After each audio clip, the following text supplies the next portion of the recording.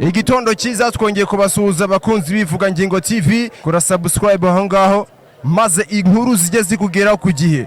Turi ku mupaka wa Petite Barriere aho twaje gusura abaturage kwabaza ibibazo bitandukanye. Kuri uyu munsi ni umunsi udasanzwe aho ikibazo cya Ebola kigwarije muri Kongo, aho kirimo kwica abantu benshi batandukanye, ndetse n'uyu munsi leta y'u Rwanda ikabafasha umwanzuro wo gufunga umupaka kugira ngo abaturage irinda ubusugire bw'abaturage, kugira ngo abaturage bo mu Rwanda bakomeze kugira ubuzima bwiza, bakomeze kubaho neza. Icyo ni cyiza kugira ngo abaturage bakomeze kuba mu buzima bwiza. Turi kumwe n'abaturage batandukanye. Baramutse neza boss? Ramutse neza. Ku busanzwe ukorera umurimo muri Kongo ndetse no mu Rwanda, bimeze gute kuri uyu munsi? Uyu munsi batubwiye ko nta muntu ushobora kwambuka ajya muri Kongo. Kuziye mpamvu? Kubera ko icyorezo cya Ebola kiri muri Kongo mu mujyi wa Goma. Ebola niyo yatumye mutambuka muri Kongo? Ego. None se kuri mwebwe muri kubyinubira cyangwa muri kubyishimira ku cyemezo cy'ubuyobozi bw'u Rwanda bwafashe kugira ngo abaturage ntibaze kwambuka muri Kongo? Twebwe ku ruhande rumwe ni byiza, ariko turi kwibaza uko tuzabaho. Muri kwibaza ukuntu muzabaho? Bose niko bimeze? Ukuntu bimeze uri kubona ko hari Goma niho umuntu agendaga kuri ibirayi, ariko kira kibazo cya Ebola gihari, ariko Imana niyirinde naho umuntu yagenda itaramufata ntago yamufata. Aha, hano turi kumwe n'abaturage batandukanye kuri uyu munsi ko ubwo twafashe umwanzuro. Iki ni ikibazo cyo kugira ngo barinde ubusugire bw'abanyarwanda bataza kwambuka muri Kongo bakambutsa Ebola, ndetse no kurinda ubuzima bwabo. Mama wanjye bimeze gute? Nimeze neza. Amakuru yawe? Ni meza. Bakwita nde? Ingabire Justine. Uwingabire Justine.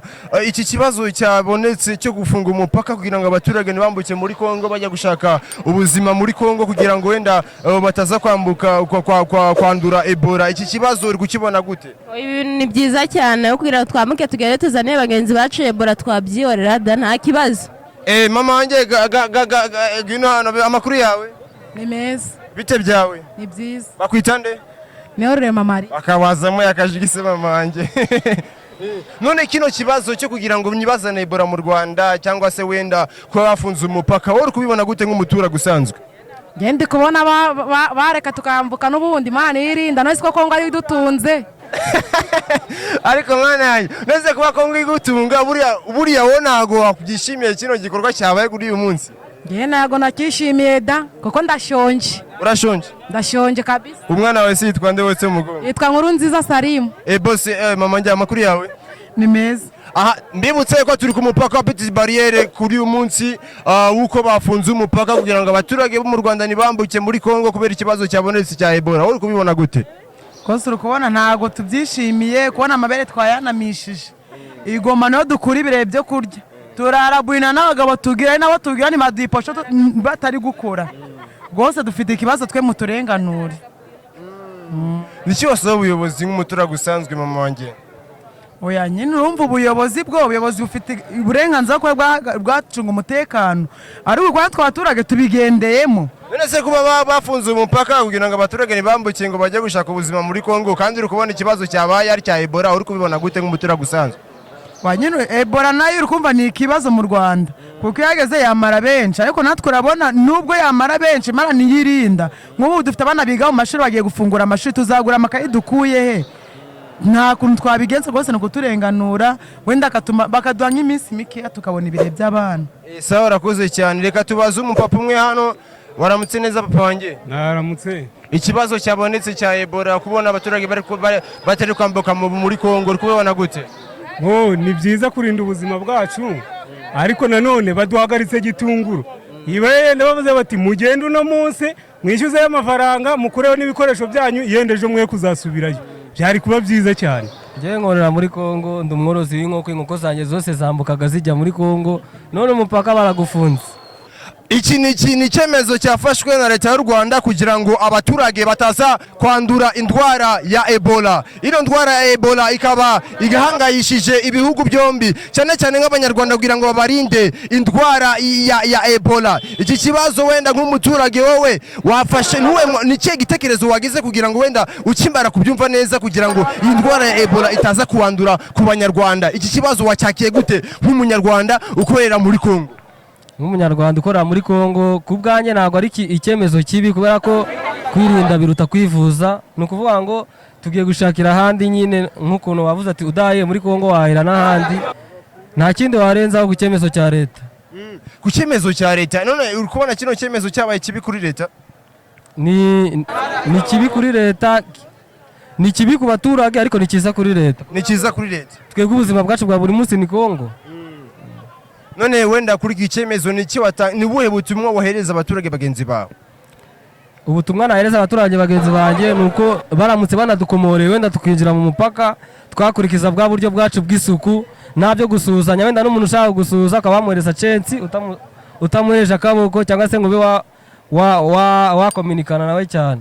Urakoze cyane. Bakwita Dusabimana Eric Kizito. Dusabimana Eric Kizito, ukaba ukorera ubucuruzi bw'inkoko muri Kongo. Urazicuruza cyangwa se wenda uzirangurira mu Rwanda ukazijyana muri Kongo?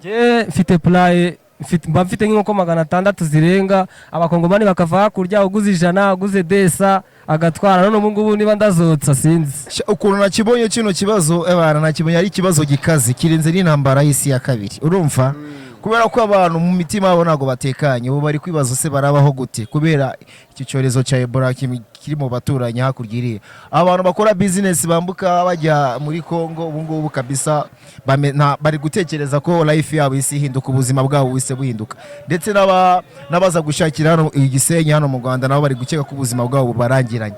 Ariko iki kibazo cya Ebola ebana gitumye kabisa abantu batekereza ukuntu kutari kwiza, bitewe nuko nyine ubuzima bwabo bumvisha ko buhagaze, kubera ko iyo umupaka ufunzwe my friend, iyo umupaka bawufunze nta ubuzima abenshi burahagarara uko biba bimeze.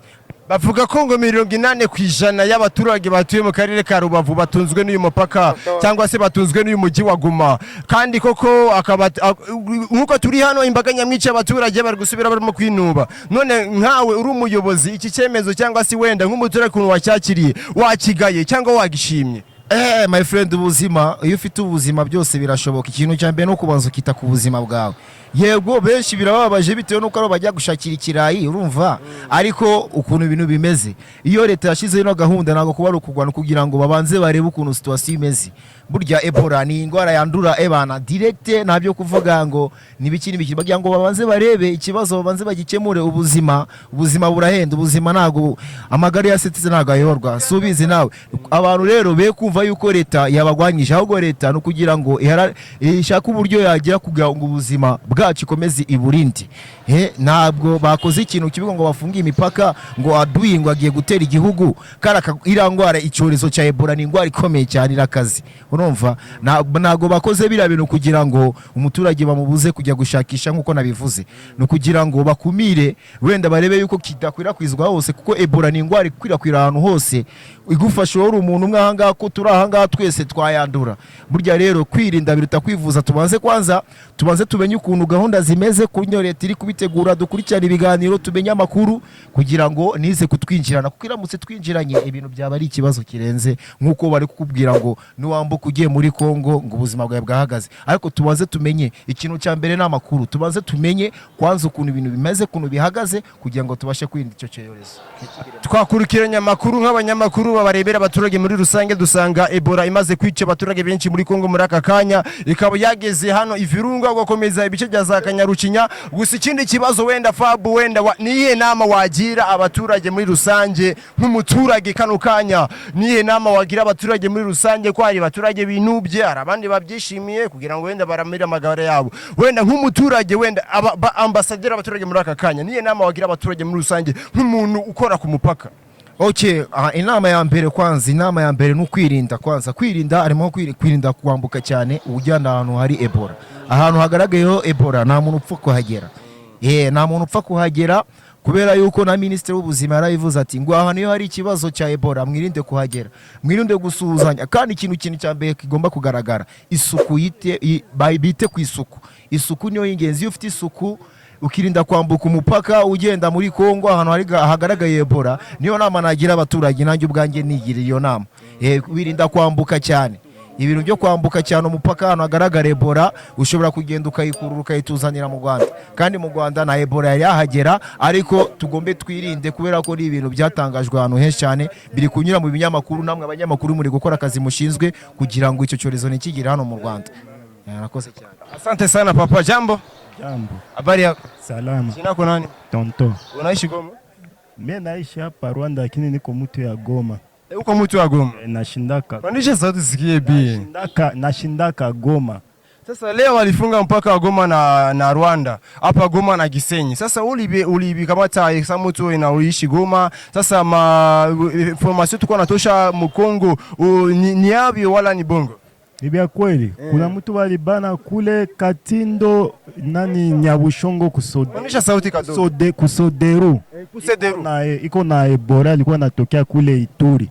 Na mwengine walimubana mubato wa Kongo, lakini walienda naye DGM ya Kongo iliremarke kama ule mutu iko na Ebola, akaforsi akaingia kama alipana kitu kidogo akaingia mubato. Sasa sana afika mule mubato saa yenye banafika Bukavu balimukatalia balikatalia bato isi akoste, lakini karudia Goma bali watu bote balikuwa mubato balibabana bakawabeba kule kukaya Ebola Munigi. Basi sasa asubuhi kufika pale ku Grand Barriere banakata bakubwa banasema hakuna kuvuka. Kama mtu akitaka kuvuka aende Kongo akina asirudie Rwanda. Ni vile tu. Akibya Ebola iko kweli biko. Biko kweli. Arakoze cyane muyandi magambo aravuze ati ngo hari umuturage bafatiye muri Kongo muri Ituri uri kwambukana Ebola ngo nubwo yatanze ikintu gito yakinjira mu bwato ubwo bwato bahise bawufunga kugira ngo nibuze gukomeza. Niyo mpamvu leta y'u Rwanda ngo yafashe umwanzuro wo gufunga umupaka atagira n'umuntu numwe winjira. Yari umukongomani. Murakoze cyane turajari kumwe ndacyabakurikirana gahunda zijyanye wenda nizi gahunda zo gufunga umupaka kugira ngo umenye ukuri. Murakoze cyane turacyari kumwe gatanu kuri gatanu. Aya makuru agomba kubageraho 100%. Ikiganiro ni ku muhanda vipi ibiri kubera ku muhanda turi ku mupaka wa Kongo ndetse n'u Rwanda aho abaturage babuje kujyana muri Kongo kubera ikibazo cya Ebola. Uyu yari umukongomani inkuru ya Ebola ni impamo turacyari kumwe gatanu kuri gatanu.